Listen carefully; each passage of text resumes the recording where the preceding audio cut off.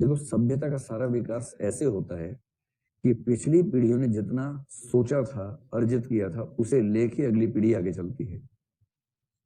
और यदि हर पीढ़ी का हर व्यक्ति कहे कि आत्मदीपो भव, तो जो सामूहिक पूरा ज्ञान विज्ञान का विकास सभ्यता ने किया है, हम उसका सम्मान कर रहे हैं, उसे खारिज कर रहे हैं, तो खारिज हो जाएगा।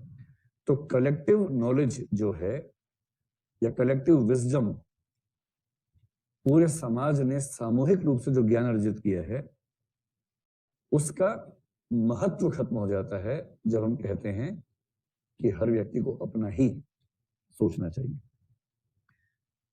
अच्छा, चलिए एक आखिरी सवाल का जवाब दीजिए, इससे बात समझ में आ जाएगी। आप लोग जिस उम्र में हो उस उम्र में इसका जवाब बहुत रोचक हो सकता है देना।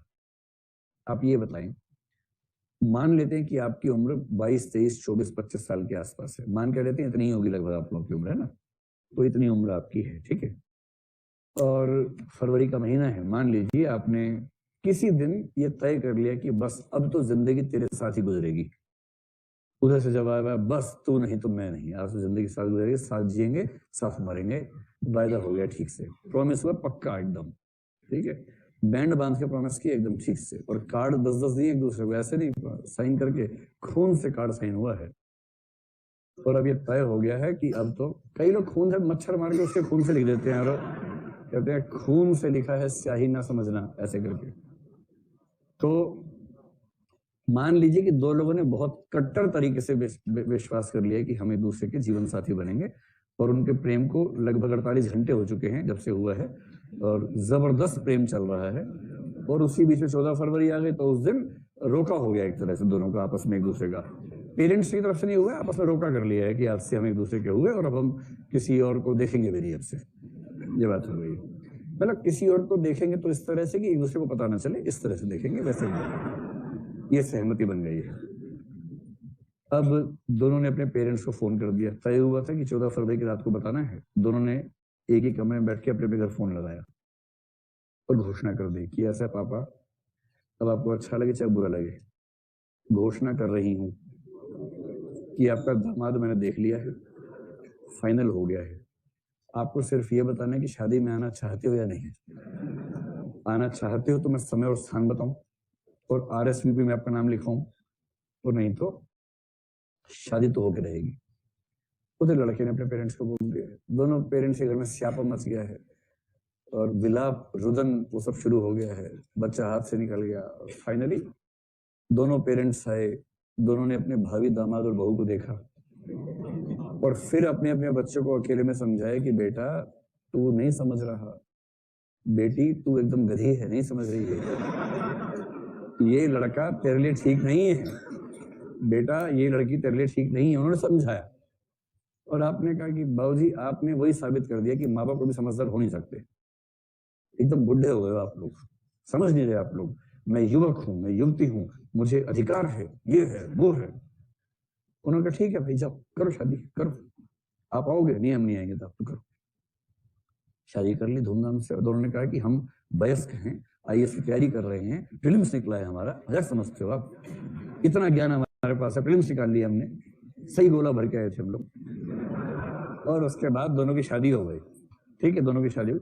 पेरेंट्स ने समझाया कि बेटा हमने प्रीलिम्स कभी नहीं निकाला, लेकिन हमने जीवन निकाला है ठीक ठाक, और अपने जीवन की समझ के बेस पे कह रहे हैं कि ये रिश्ता ठीक नहीं है, बात समझ लो। और आप कह रहे हैं नहीं, आपको जाति की पड़ी, आपको धर्म की पड़ी, आप समझते नहीं हो, ये हो। तो अंत में पेरेंट्स ने कहा बेटा अब आप ज्ञानी हो, अब जो ठीक समझे वैसा करें, हमें माफ कर दें। शादी हो गई, 6 महीने बाद अलग हो गए, और फिर अपना छोटा मुंह लेके पहुंचे अपने उसी घर में जहां से क्रांति करके आए थे। और पेरेंट्स ने कहा क्या हुआ? अब कह रहे हैं कि पापा आप ठीक कह रहे थे। तो बाप कह रहे कि बेटा उस समय भी सोचना था। भाई ये जो होता है ना आत्मदीपो भव, थोड़ा ज्यादा हावी हो जाए तो मामला बिगड़ जाता है। बच्चा कह रहा पापा 22 साल का हूं, आत्मदीपो भव।